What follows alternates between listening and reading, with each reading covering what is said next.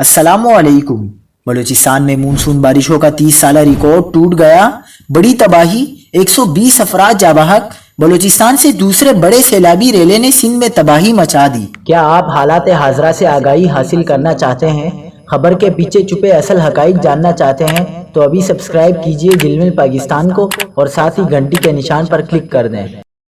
आपको बताते चले कि बलूचिस्तान में बारिशों से तबाही, अमवात की तादाद 120 तक पहुंच गई। पीडीएमए का कहना है कि बारिशों से बलूचिस्तान में 50,000 अफराद बराह रास्त मुतासिर हैं, जबकि 10,000 के करीब मकानात मुनहदिम हो चुके हैं।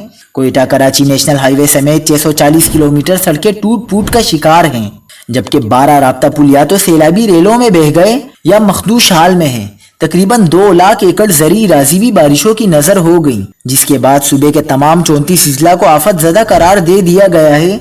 दूसरी जानिब बलूचिस्तान से 3 रोज के अंदर दूसरे बड़े सैलाबी रेले ने सिंध में तबाही मचा दी। मजीद 30 देहात जेरी आब आ गए और राब्ता सड़कें मुकम्मल तौर पर डूब गई। सैलाबी रेलों से कंबर शादात कोट जिला के काचू के इलाके मुतासिर हुए। काचू के मजीद 30 देहात जेरी आब आ गए। जेरी आब देहातों की मजमूई तादाद 50 से तजावुज कर गई, जिसके 22 मुतासिर अफराद पहाड़ों और बचाव बंद के ऊपर बैठने पर मजबूर हैं।